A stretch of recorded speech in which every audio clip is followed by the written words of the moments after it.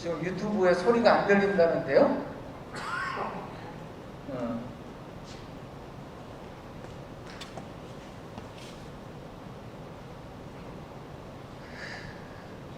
자, 그러나 우리는 이제 믿음의 법을 따라 살아야 합니다.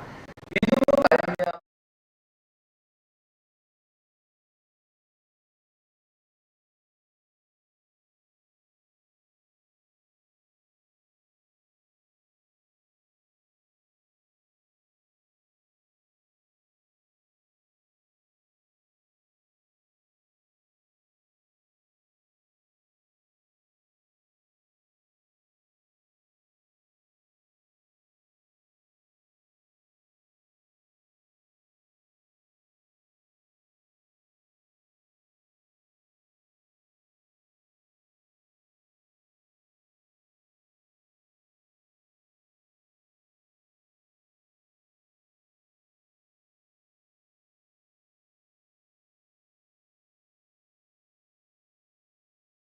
그것은 우리 안에 있는 예수님의 믿음입니다.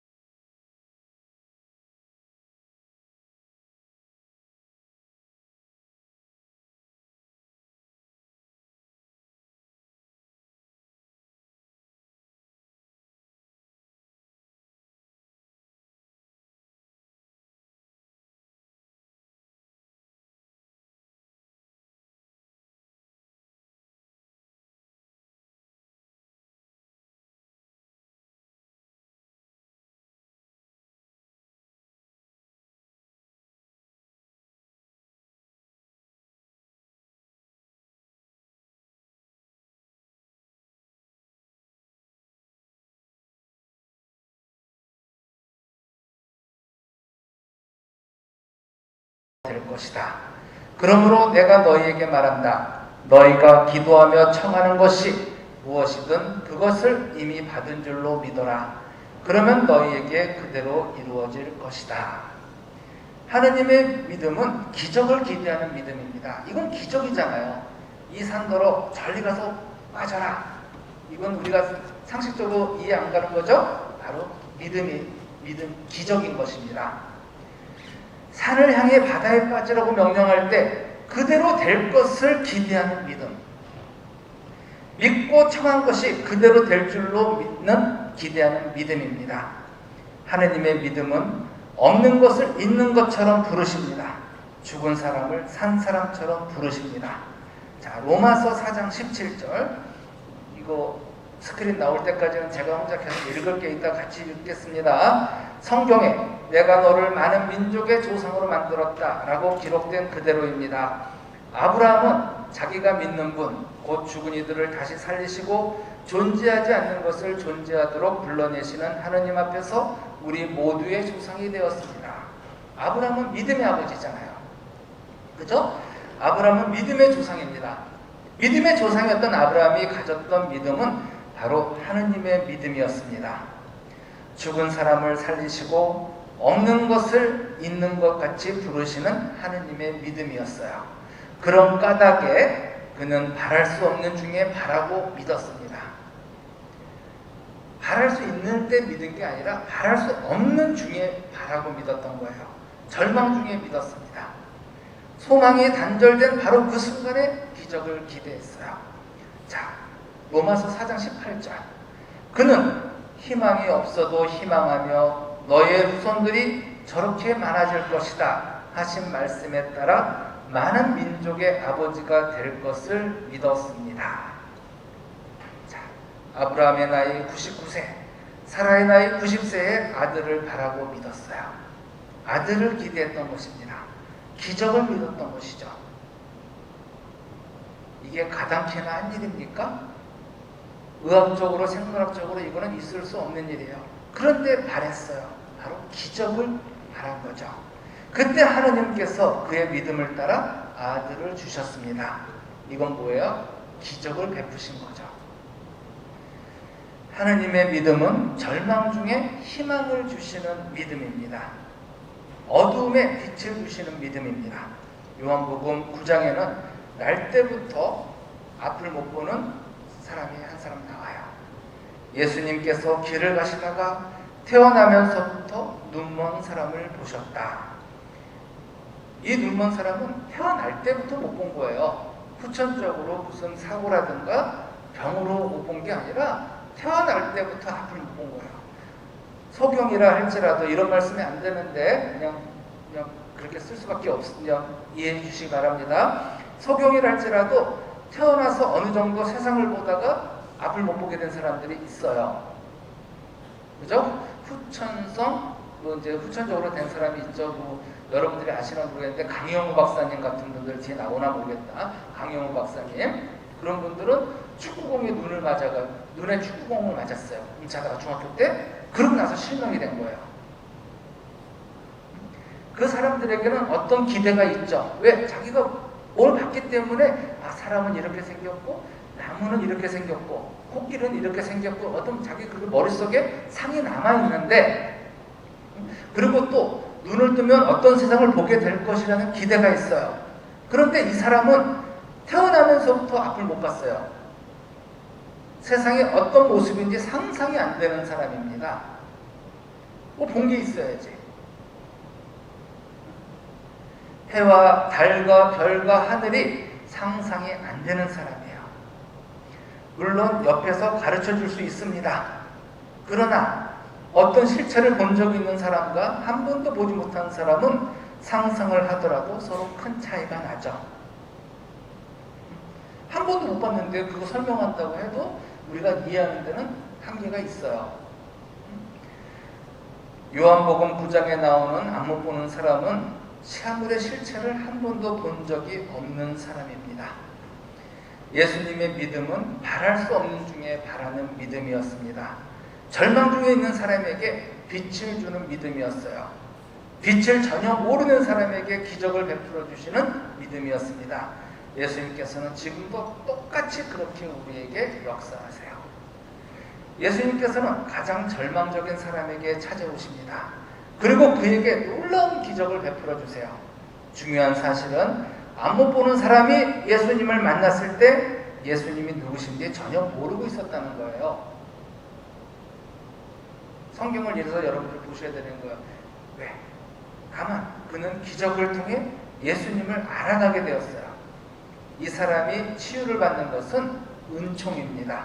은총은 뭐예요? 은총, 그럼 우리 은총, 나 은총 받았어. 우리 은총 많이 받으세요. 이렇게 하는데 은총은 뭐예요? 그냥 공짜로 주어지는 거예요. 돈 내고 받는 게 아니라 그저 또 공짜로 주어지는 게 은총입니다. 그라시아, 그레이스, 공짜란 뜻이에요. 예수님이 믿음이 없는 이 사람 속에 하나님의 믿음을 심어주시면서 기적을 베풀어 주시는 사건이 바로 요한복음 9장의 사건이죠. 때로 우리는 우리의 믿음이 아니라 예수님의 믿음으로, 예수님의 은총으로 기적을 경험할 때가 있습니다.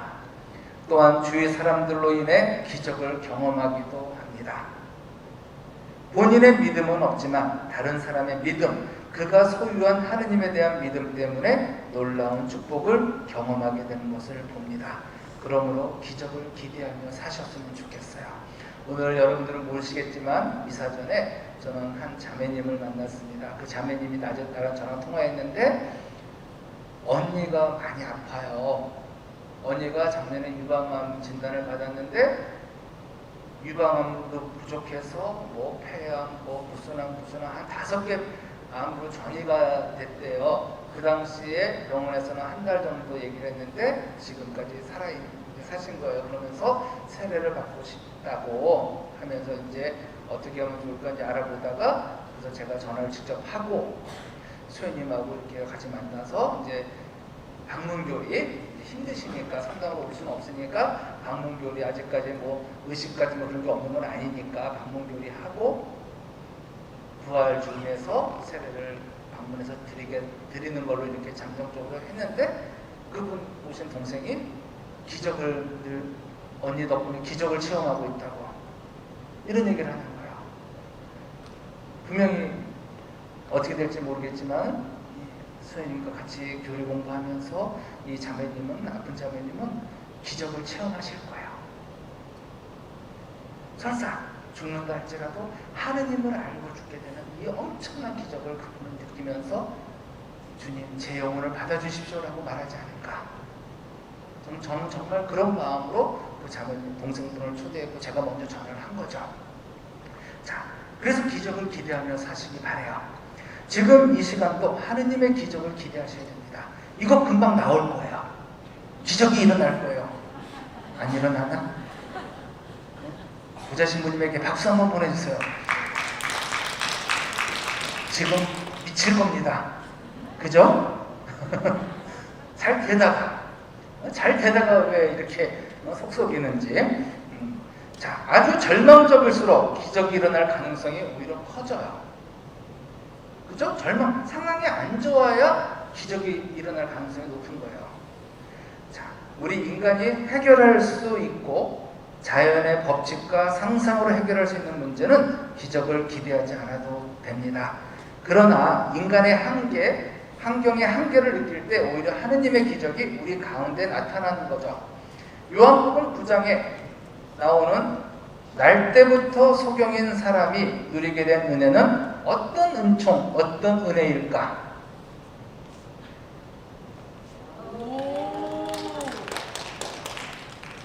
그죠?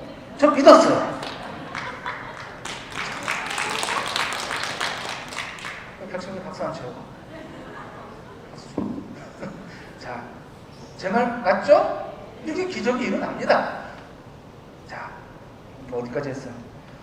자, 기적을 우리는 어떻게 하면 하느님의 은총을 받아 누릴 수 있을까? 기적을 기대하는 마음으로 말씀 속으로 들어가세요. 자, 날 때부터 눈먼 사람이 눈을 뜬 것은 하느님께 예수님께 발견되었기 때문이에요. 이제 색깔 다른 거 이제 같이 읽어요. 시작.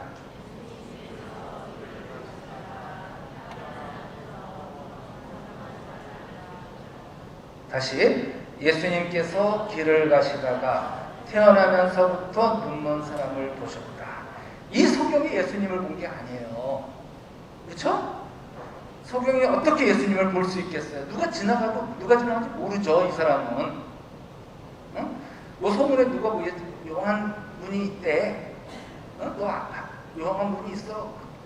소문을 귀로 들은 적이 있어도 지나갈 때 누가 예수님 그분 용한 분인지 어떻게 알아? 몰라요. 이 소경이 예수님을 찾은 것도 아닙니다.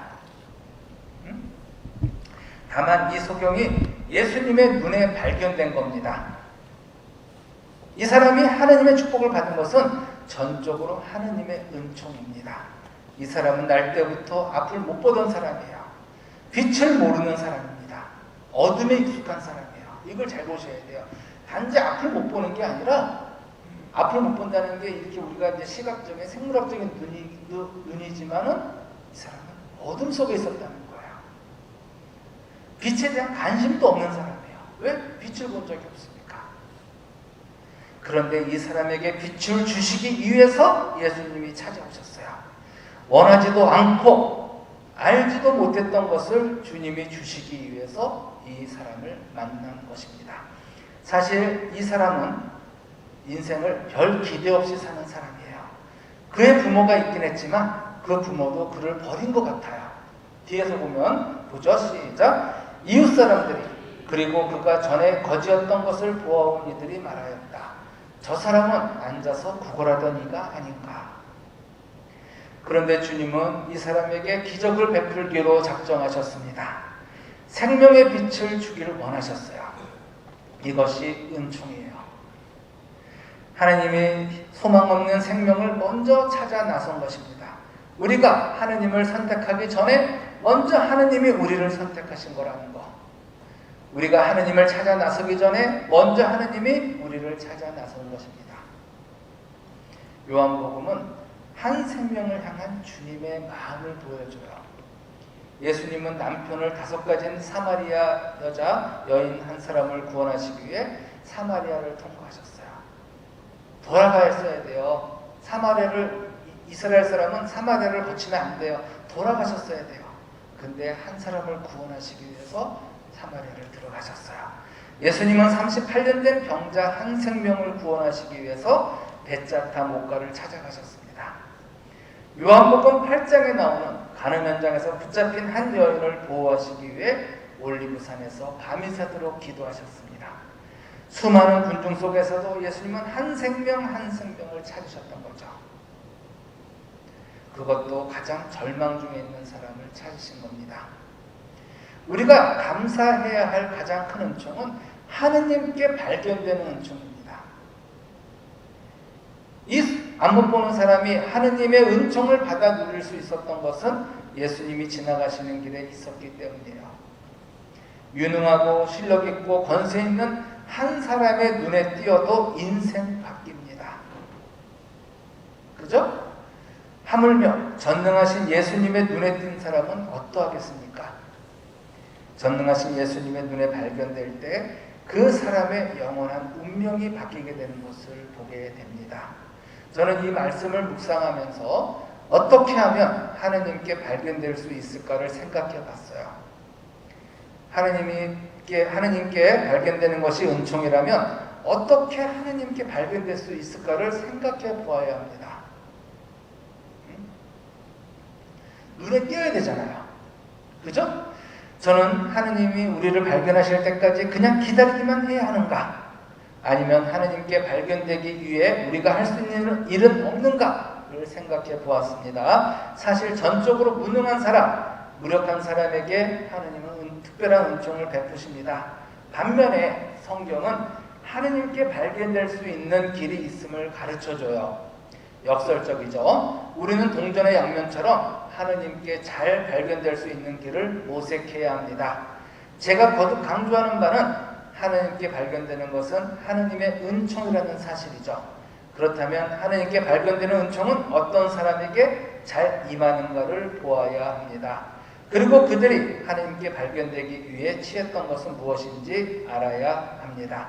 첫째, 하느님께 발견되기를 갈망하세요.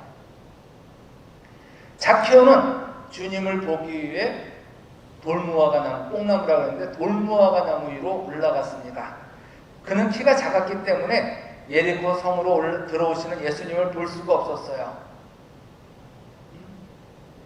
그 당시에 평균 키가 뭐 그렇게 크진 않았을 텐데도 그것도 안 돼서 작아서 못 보았던 거죠. 앞 사람들이 서가지고. 자, 그래서 체면 불구하고 돌무화과 나무 위로 올라갔습니다. 예리고 성의 세리 zakhe오가 돌무화과 나무 위로 올라간 것이죠. zakhe오는 예수님을 갈망한 거예요. 너무나 보고 싶었던 겁니다. 예수님께서 지나가시는 곳을 찾아가서 예수님의 눈에 띌 수 있는 곳으로 올라갔어요. 주님께서는 zakhe오를 보시고 말씀하십니다. 시작. 예수님께서 거기에 이르러 위를 쳐다보시며 그에게 이르셨다. zakhe오야, 얼른 내려오너라. 오늘은 내가 내 집에 머물러야 하겠다. 예수님께서 zakhe오를 보셨습니다. 그것은 zakhe오가 예수님께 발견되기를 갈망했기 때문이라는 것. 갈망이 먼저요. 영원한 생명에 대한 갈망, 구원에 대한 갈망이 있어야 합니다. 둘째, 삶의 현장에서 최선을 다하세요. 하나님께서는 삶의 현장에서 최선을 다하는 사람을 눈여겨보십니다. 우리가 한 은총을 받기 위해서 꼭 뭐 어디 산으로 들어가고 어디 뭐 멀리 사람을 피해서 가야 된다? 그럴 때도 있어야겠지만 우리에게 가장 중요한 것은 삶의 현장이에요. 여러분들이 구원받을 수 있는 곳은 여러분들의 가정이지 여러분 가정을 떠난 곳이 아니라는 거야. 우리는 하나님은 삶의 현장에서 최선을 다하는 사람을 눈여겨보신다. 우리는 하나님께 발견되기 위해 아무것도 하지 않고 기다리기만 해서는 안 됩니다. 하나님 전지전능하시죠. 어디나 계세요. 그런 까닭에 하나님께서는 자신이 선 자리에서 최선을 다하는 사람을 눈여겨보십니다. 대표적인 사람이 다윗이에요. 다윗이 그런 사람이었어요. 하나님은 다윗이 아버지의 양치는 것을 눈여겨보셨습니다.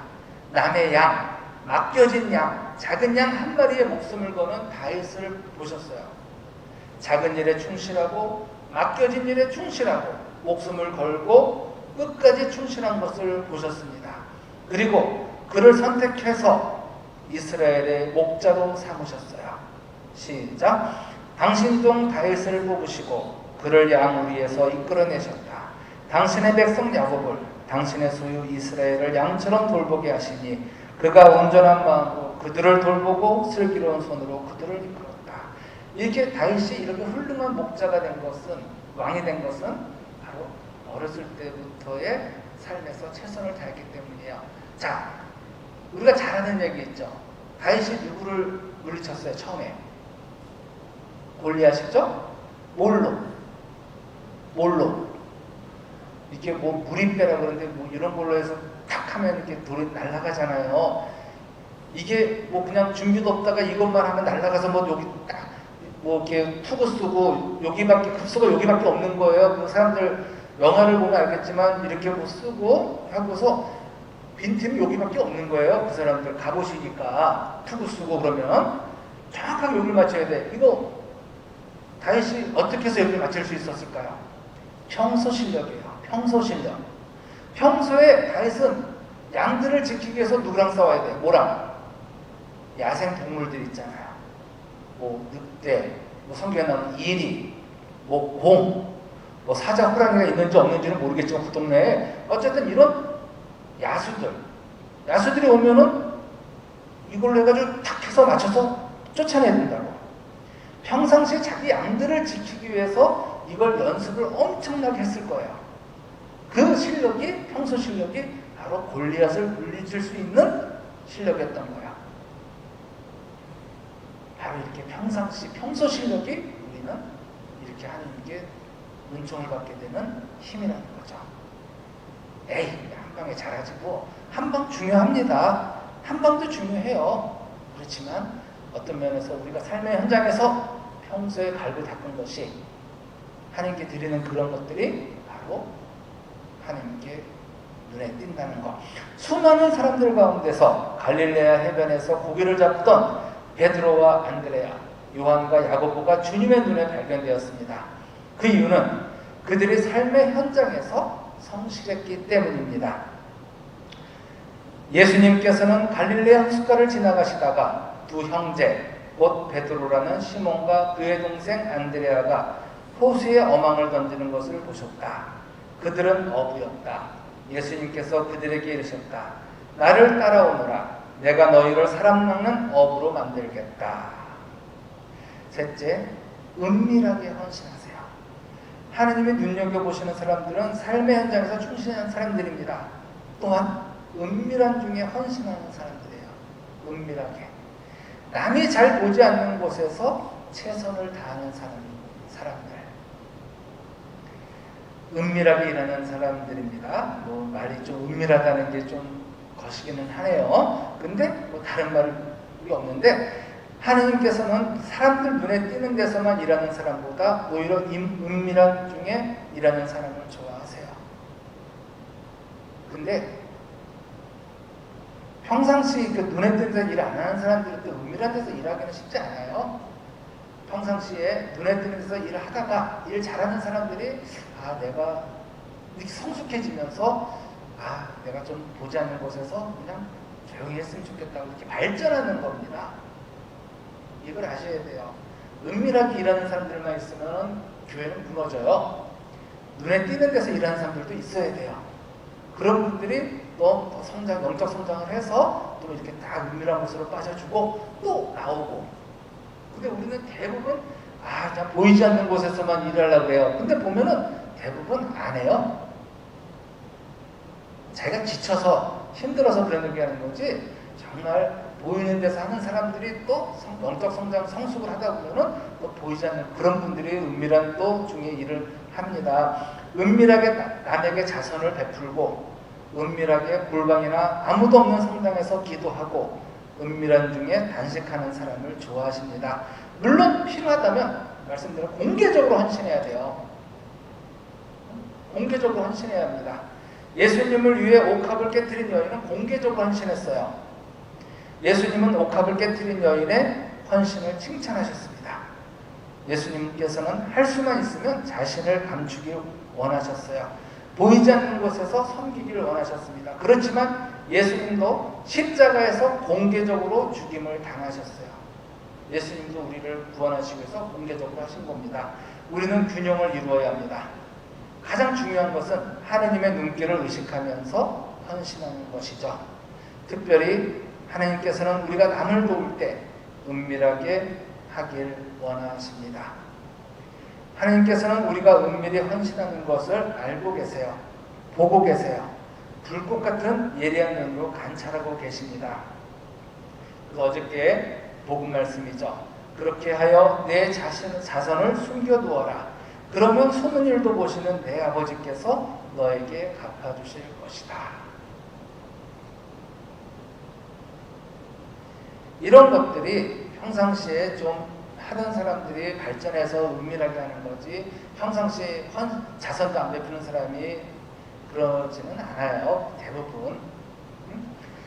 자, 예수님께서는 마태복음 6장 6절과 19절에 거듭 숨은 일도 보시는 내 아버지께서 너에게 갚아주실 것이다 라고 말씀하십니다. 하느님께 발견되는 것이 최고의 축복입니다. 바오로의 소원 중에 하나는 예수님 안에서 발견되는 것이었어요. 그의 고백을 다 같이 한번 들어보세요. 그분 안에 있으려는 것입니다. 율법에서 오는 나의 의로움이 아니라 그리스도에 대한 믿음으로 말미암은 의로움, 곧 믿음을 바탕으로 하느님에게서 오는 의로움을 지니고 있으려는 것입니다. 하느님께 발견되기를 갈망하시기 바랍니다. 또한 우리 주위에 있는 사람들을 하느님께 발견될 수 있는 장소로 인도하세요. 우리 주위에는 태어날 때부터 앞을 못 보는 사람들이 많습니다. 빛을 모르는 사람들이 너무 많아요. 누가 앞을 못 보는 사람입니까? 주님께서 눈먼 사람을 통해 가르치고자 원하시는 진리는 영적인 시각장애인들이 너무 많다는 겁니다. 제 어두움 때문에 빛이신 예수님을 보지 못하고 살아가는 눈먼 사람들이 너무 많아요. 눈은 뜨고 있지만 생물학적인 눈은 정상인데 영적인 시각장애인들이 너무 많다는 거죠. 예수님은 당시 자신을 알아보지 못하는 바리사이들의 질문에 이렇게 대답하십니다. 예수님과 함께 있던 몇몇 바리사이가 이 말씀을 듣고 예수님께 우리도 눈먼 자라는 말은 아니겠지요 하고 말하였다. 예수님께서 그들에게 이르셨다. 너희가 눈먼 사람이었으면 오히려 죄가 없었을 것이다. 그러나 지금 너희가 우리는 잘 본다 하고 있으니 너희 죄는 그대로 남아있다. 이 말씀을 묵상하던 송명희 시인 전에 누군지 말씀드렸죠. 나 가진 재물 없으나 하면서 후렴 누가 보더라. 공평하신 하느님이 하면서 완전 중증 장애인이에요. 여러 가지 장애가 겹친 분인데 지금은 돌아가셨지만 이분은 뭐 그냥 건강도 안 좋고 장애도 너무 심하고 앞도 제대로 없고 이분이 참소경이라는 시를 썼어요. 한번 잘 들어보세요. 참소경이 누구인가? 세상을 보지 못하는 사람인가? 아니라 주님을 보지 못하는 사람 아닌가? 당신은 소경이 아닌가? 주님을 보지 못하는 사람이 소경이라는 거예요. 세상을 보지 못하는 사람이 아니라 주님을 보지 못하는 사람이 참 소경이라는 겁니다. 우리가 할 일은 아직도 주님을 알지 못하는 소경들을 도와주는 것입니다. 그들은 스스로 나아올 수 없습니다. 그들을 주님이 보실 수 있는 곳으로 데려오세요. 그곳이 어디입니까? 교회입니다. 그들을 주님이 계신 교회, 주님의 모임 교회로 데려오세요. 자케오가 주님께 발견되었던 구원의 돌무화과 나무가 교회입니다.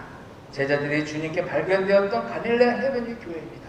그런데 지금 이렇게 주님께로 오는 사람들을 방해하는 사람들이 있어요. 누굴까요? 바로 예수님을 믿는 사람들이 바로 이들을 예수님께 못 나오게 해요. 자, 제가 가끔 이번에 그 설레도 명동성당을 갔다 왔어요.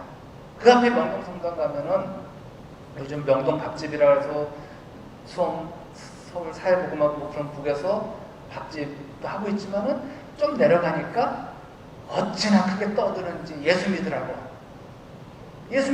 떠드는데 한 명도 그쪽 쳐다보고 하는 사람이 없어요. 시끄럽다, 아유 시끄러워, 이런 소리만 해. 그리고 또 전철 타러 가는데 그 길에서 앞뒤 편말을 이렇게 써가지고 칼빈 교리는 뭐 구원받을 자격이 없네 뭐 하면서 앞뒤로 예수님 믿으라고 뭐 모자 쓰고 종친 사람들이 시끄러서 아이고 지나 잘 믿지 하고 가요. 그게 과연 예수님께 사람들을 데려오는 방법일까요? 아니에요. 옛날에 예수님을 몰랐던 구한말 시대나 이럴 때는 그렇게 예수님의 이름을 알릴 필요가 있어서 그렇게 해도 예수님께로 오았을지 몰라도 지금은 그렇게 한다고 예수님께로 오지 않아요. 지금은 어떻게 해야 돼요? 이제는 말로 복음을 선포하는 게 아니라 우리의 삶으로 복음을 선포해야 그들이 옵니다.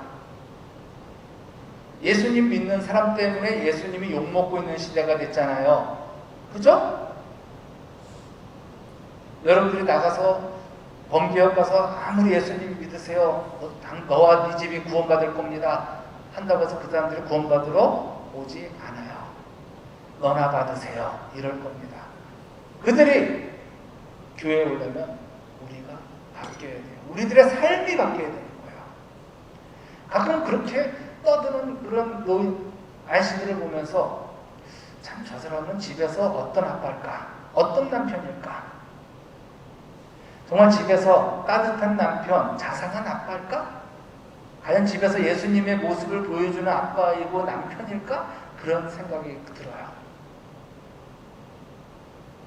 뭐에 꽂혀서 이렇게 예수님을 전하는지 모르겠지만 예수님을 전한다고 하면서 예수님을 욕먹이고 있다는 생각이 저한테서는 사라지지 않았어요. 시대가 많이 변했어요. 우리들의 삶으로, 몸으로 예수님을 전하지 않는다면 세상 사람들은 예수님을 믿지 않을 겁니다. 주님은 어디에나 계십니다. 우리가 주님을 보여줄 수 있는 곳이라면 어디나 교회가 될 수 있어요. 주님의 이름으로 모인 곳은 어디나 교회인 까닭입니다. 그렇지만 동시에 예수님은 지역교회를 구원의 도구로 정하셨어요. 요한복시록에 예수님이 방문하신 7교회는 지역교회였어요. 사르디아, 필라델피아, 라오디게아 7개의 교회가 있는데 사람들을 교회로 데려오세요. 그 다음은 하나님이 역사하실 겁니다. 내가 속한 본당 아니면 그 옆본당. 요즘은 우리가 카톨릭은 속죄주의가 원칙이지만 속죄주의가 아니라 속인주의라도 그 사람이 편한 데 가서 어디 가든 세례받으라고 예비자들은 아무 데서나 본인이 원하는 곳에서 세례받을 수 있어요. 자, 하나님은 고난을 통해 기적을 창조하십니다. 고난 그러면 참 듣기 싫죠? 힘들죠? 좋은 일만 있으면 좋겠는데 이놈의 고난은 언제쯤 끝날려나? 하나 간신히 해결하면 또 하나가 또 오고, 그죠? 이 고난이 없기를 바란다면은 그날은 우리가 하늘나라 가는 날일 겁니다. 우리 그러잖아요. 이제 고통 없는 곳에서 편히 쉬세요라고. 그때까지 우리는 고난 없이 살 수가 없을 거예요. 근데 사람들은 고난이 없길 바라지만 고난이 없길 바란다면 하나도 바라야 돼요. 열매도 바라면 안 돼요.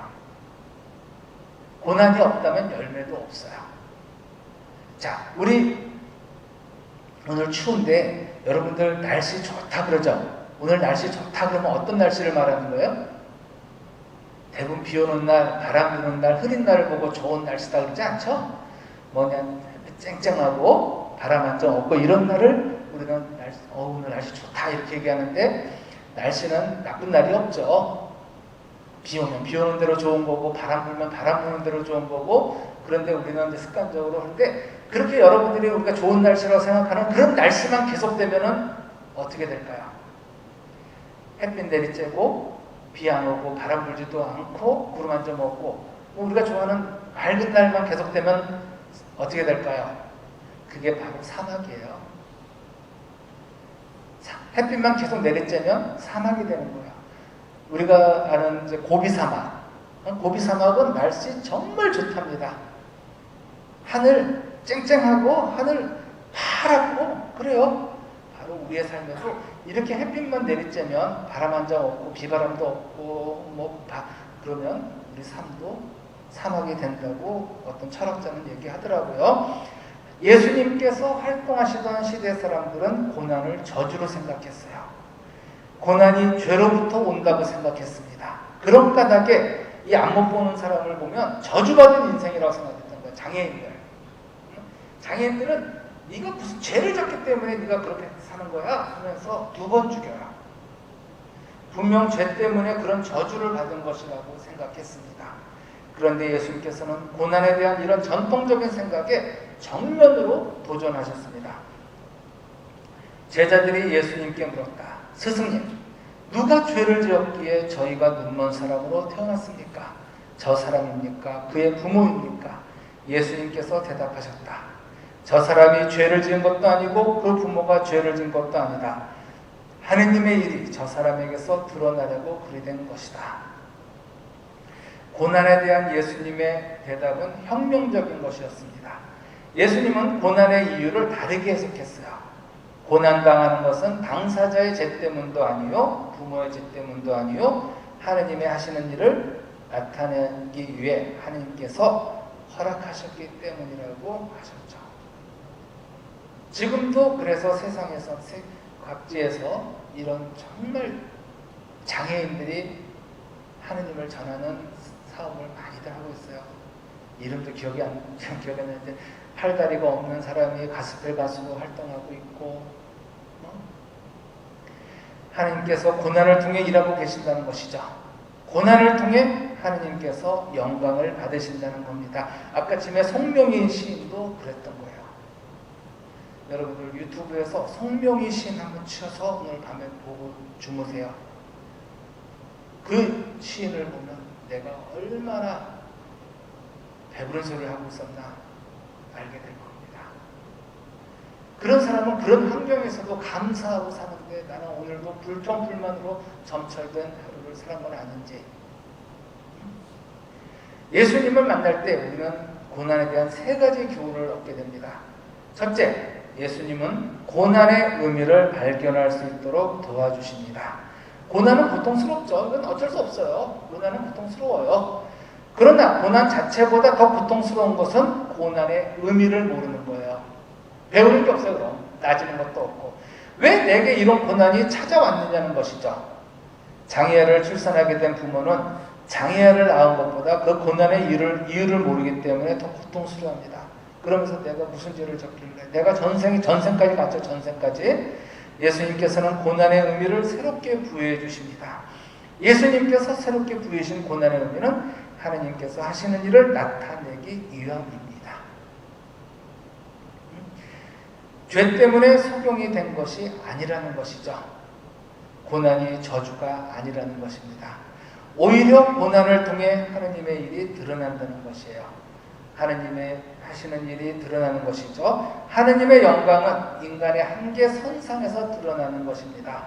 사람이 해결할 수 있는 정도의 일을 가지고는 하느님의 능력이 선명하게 드러나지 않습니다.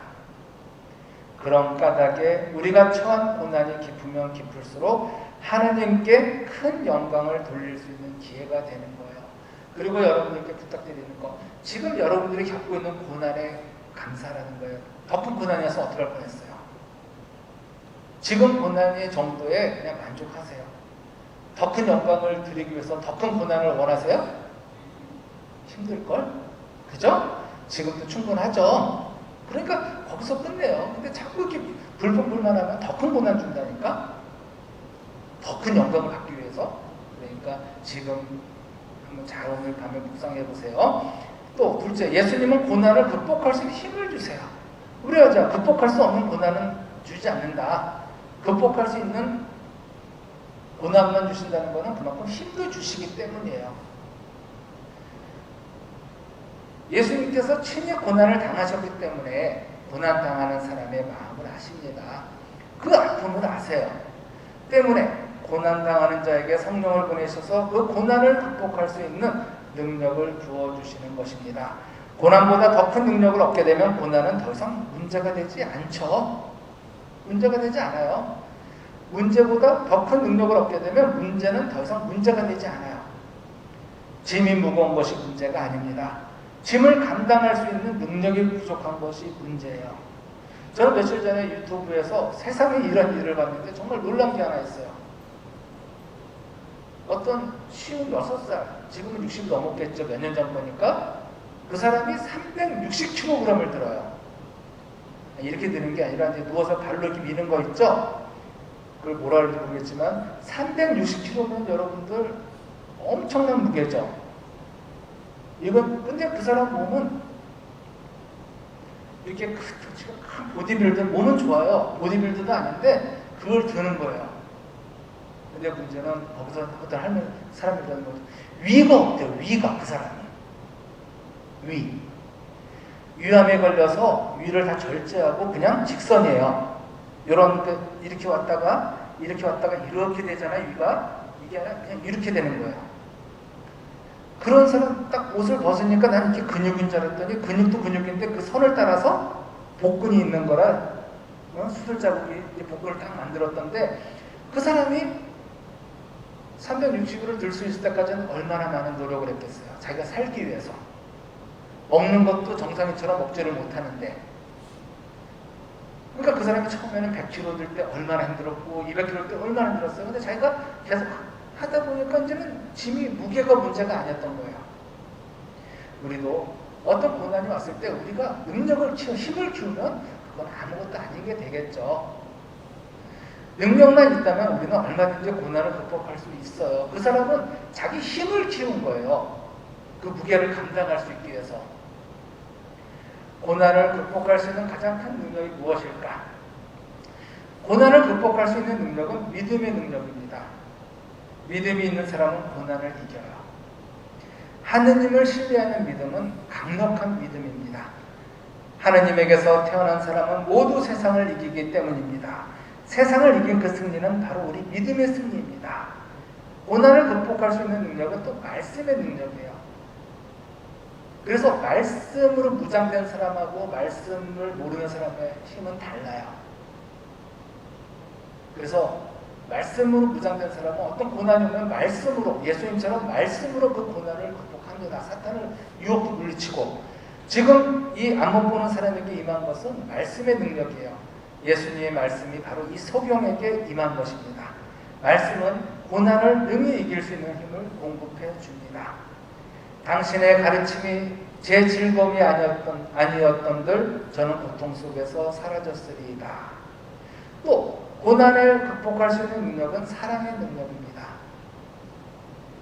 사랑하고 사랑받을 때 우리는 고난을 이길 수 있어요. 하나님께서는 고난 중에 있는 사람을 특별히 사랑하십니다. 고난이 찾아오면 우리는 하나님의 사랑을 오해하게 돼요. 하나님이 나를 싫어하시나 보다. 하나님이 나에게 무슨 벌을 주시나 보다. 이렇게 생각하는데 여러분들 고난은 벌이 아니라는 거예요. 고난은 벌이 아니다. 어떤 고난 중에도 하나님의 사랑을 오해하지 마세요. 여러분들이 자녀를 키울 때 자녀가 잘못해서 때렸어요. 미워서 때리는 거 아니잖아요. 아이에게 아픔을 잠깐 줘요. 왜? 아이가 다시는 그러면 안 되니까. 지금은 이제 그것도 안 되는 세상이 됐지만 아이가 사랑으로 사랑의 매 그게 있는지 없는지는 저도 모르겠지만은 어쨌든 싫어해서 때리는 건 아니라는 거. 응? 사랑의 능력이에요. 자, 지금 요즘은 좋은 세상이라 그런지 모르겠지만 저는 우리 엄마 돌아가신 어머니를 생각하면 참 슈퍼우먼이었어요. 슈퍼우먼. 그런 힘이 어디서 나올까? 그 작은 체구에서, 삐쩍 마른 체구에서 어떻게 그런 힘이 나올 수 있을까?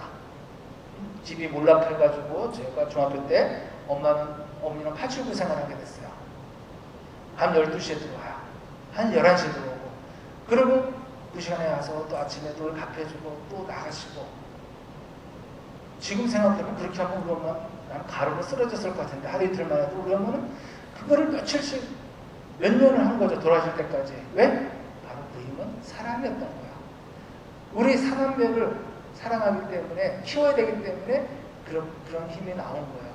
그래서 여자는 뭐 약하다? 그러나 엄마는 강하다는 말이 나왔을 거예요. 엄마들의 힘이 어디서 나와요? 그 힘든 상황에서도 엄마들은 합니다. 왜? 사랑하기 때문이죠. 사랑하기 때문에 그런 고난을 엄마들은 부모님들은 이길 수 있는 거죠. 자, 그러나 우리는 우리를 사랑해 주신 분의 도움에 힘입어 이 모든 것을 이겨내고도 남습니다. 나는 확신합니다. 죽음도 삶도 천사도 권세도 현재의 것도 미래의 것도 권능도 저 높은 것도 저 깊은 것도 그 밖에 어떠한 피조물도 우리 주 그리스도 예수님에게서 드러난 하느님의 사랑에서 우리를 떼어놓을 수 없습니다. 사랑은 놀라운 능력이요 강력한 에너지입니다. 하느님의 사랑을 믿으세요. 하느님의 사랑을 믿으시고 또 사랑을 받으시고 또 받았으면 나누세요. 사랑이 나를 통하는 것이 되는데 우리는 사랑이 나한테 왔는데 거기서 멈춰요. 복의 통로가 되듯이 사랑의 통로가 되셨으면 좋겠어요. 고난 중에 있는 사람들에게 사랑을 베풀어 주시기 바랍니다. 인간의 사랑에는 한계가 있습니다. 하나님의 사랑을 받아 누리세요. 자, 고난을 극복할 수 있는 능력은 또 비전의 능력입니다. 우리 엄마가 그렇게 그런 힘든 시간을 이길 수 있었던 것은 비전이 있었어요. 우리 아들이 잘 될 거다. 응? 예수님께서 소공의 눈을 열어주신 것은 비전을 주신 것입니다. 꿈을 주신 거예요. 육신의 비전을 주신 겁니다. 그의 미래를 향한 새로운 비전을 주신 겁니다. 하느님의 일을 나타낼 것이라는 비전을 주신 것. 헬렌 켈러는 삼중고의 고통 중에 살았던 여인이에요. 보지 못하고 듣지 못하고 말하지 못했던 여인입니다. 이 중에 하나만 없어도 참 힘들 것 같은데, 이 중에 하나만 나에게 있어도 힘들 것 같은데 세 개나 있어요. 보지 못하고 듣지 못하고 말하지 못하고. 누군가 헬렌 켈러에게 물었습니다. 맹인으로 태어난 것보다 더 비참한 것은 무엇입니까? 그때 헬렌 켈러가 짧게 대답했어요. 시력은 있대 비전이 없는 것입니다. 시력은 있대 볼 수는 있는데 꿈이 없는 게 더 불쌍하다는 거예요. 우리 볼 수 있어요. 볼 수 있는 사람들인데 과연 꿈은 비전이 있는지 한번 물어봐야 됩니다. 애들이 공부를 안 하죠. 왜? 꿈이 없으니까. 공부할 이유를 모르니까 안 하는 거예요. 꿈이 없으니까.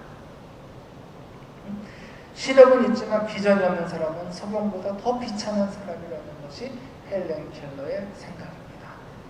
이 장애인한테 우리가 이런 소리를 들어야 되는 거예요. 비전이 능력입니다. 고난을 이길 수 있는 힘은 꿈인 거예요. 우리 부모님들이 그 어려웠던 시절을 이겨낼 수 있었던 이유는 바로 내 새끼들 잘 먹이고 잘 사는 시대가 오게 해야 된다는 그런 꿈이 있었기 때문에 우리 부모님 세대, 할아버지, 할머니 세대는 그렇게 힘든 시대를 잘 이겨냈는데 지금 우리 시대는 바로 이 꿈이라는 게 지금 많이 없어져서 다 힘들다고만 하는 건지 모르겠어요. 힘들기를 따지면 그때가 더 힘들었을 텐데. 그죠? 목적 지향적인 삶입니다. 사명을 깨닫는 것이고 비전의 능력을 경험한 사람들은 교육의 중요성을 알게 돼요. 그래서 우리 부모님들이 그렇게 가르치려고 했던 거예요. 그죠? 어떻게 해서든지 물론 이제 남성 위주로 가르쳤긴 했지만, 딸은 안 가르치고 그런 시대도 있었지만, 어쨌든 교육의 중요성으로 우리나라처럼 교육을 강조한 나라도 없죠. 그래서 이 짧은 시간 안에 이렇게 발전할 수 있었던 거는 바로 뭐예요? 교육 때문이에요. 교육이 능력임을 알게 돼요. 비전과 교육은 함께 갑니다. 고난과 교육은 함께 가요. 고통스러운 환경 속에 있는 사람의 미래를 빛나게 해주는 것은 교육입니다. 날 때부터 눈먼 이 사람은 점점 눈이 열려요. 예수님을 더욱 깊이 알아갑니다. 그에게 새로운 교육의 장이 열리고 있어요. 반복해서 말씀드리는 내용에 귀를 기울였으면 좋겠어요. 이스라엘 민족을 위대하게 만든 것은 고난과 교육이라 해요. 그들은 고난을 통해 하나님을 더욱 신뢰하게 되었어요. 그들은 고난을 통해 사명을 발견하게 되었고 교육의 중요성을 배웠습니다. 하나님께서는 그들에게 교육 헌장을 주셔서 위대한 인물로 성장하도록 만드셨어요. 바로 신명기에 나와요. 그 말씀이. 맹인으로서 탁월한 삶을 살고 있는 산증인이 있었죠. 물론 돌아가셨다고 그랬죠. 아까 강용호 박사. 저는 이분을 개신교 신자지만 참 이분의 삶을 참 존경합니다. 실명의 아픔을 딛고 일어서서 지금은 명사가 되었어요. 물론 옛날 얘기죠. 수많은 장애인들의 희망이 되고 있습니다. 장애인들을 대변하는 인물이 됐는데 강 박사님은 고난이 축복이 되었음을 증언합니다. 비록 나는 실명은 했지만 이 세상에서 이거는 이분이 나이 들어서 실명한 다음에 한참 뒤에 자식들 다 키우고 한 말이니까 잘 들어보세요. 비록 나는 실명은 했지만 이 세상에서 축복을 아주 많이 받은 사람들 중에 하나이다. 하나님은 인간을 통해 역사하신다. 사랑하는 아내를 주시어 행복한 가정의 가장이 되게 하시고 아내의 헌신적인 내조로 성공적인 삶을 살고 있기 때문이다. 나는 인생의 가장 낮은 바닥에서 내적으로는 신앙의 힘과 외적으로는 교육을 통해 오늘의 성공적인 삶을 살게 되었다고 나름대로 자부한다. 그러므로 나에게 신앙과 교육이 동시에 중요하다. 우리 자녀들에게 여러분들 신앙을 얼마나 강조하시는지 모르겠어요. 다음 주에 좀 더 하고 이어지는 주제는 기도로 자녀를 키우자인데요. 기도로 자녀를 키우자인데 여러분들 아무리 교육이 중요해도 신앙 포기하지 마세요. 신앙과 교육은 같이 가는 거지 교육 먼저 간다면 신앙이 나중에 따라오는 거 아니에요. 나중에 후회하더라고요. 그때 애한테 했어야 되는데. 그죠? 이제 늦은 거 아니에요. 돈 들어갈 일 있으면 그때 좀 잘 협박해서 어떻게든지 좀 해보세요. 그러니까 예수님을 만나면 우리는 고난의 의미를 발견하게 됩니다. 고난을 이길 수 있는 능력을 받게 됩니다. 믿음의 능력, 말씀의 능력, 사랑의 능력, 비전의 능력을 받게 돼요. 그리고 교육을 통해 자신을 성장시킬 수 있는 능력을 받게 됩니다. 자, 오늘 정말 1년 만에 여러분들과 함께 영성교실을 이제 재개했는데 저도 이 앞에 그냥 카메라가 너무나 무섭고 어색하고 그래요. 그렇지만 그냥 여러분들과 계속 가서 어쨌든 좋죠. 저도 여러분들과 이렇게 함께 하니까 조금 어색하면서도 낮을 거라고 생각하고 또 이제 마스크 벗고 하는 날이 좀 빨리 왔으면 좋겠어요. 계속 입에서 마스크가 침방울로 튀기고 있어요. 하도 말을 하니까. 어쨌든 오늘은 여기까지 1시간 됐으니까 여기까지 하고 혹시라도 더 듣고 싶으신 분들은 유튜브로 다시 들으시고 계속해서 이렇게 한번 해보자고요. 자, 영광이 성부와 성자와 성령께 주님께서 여러분과 함께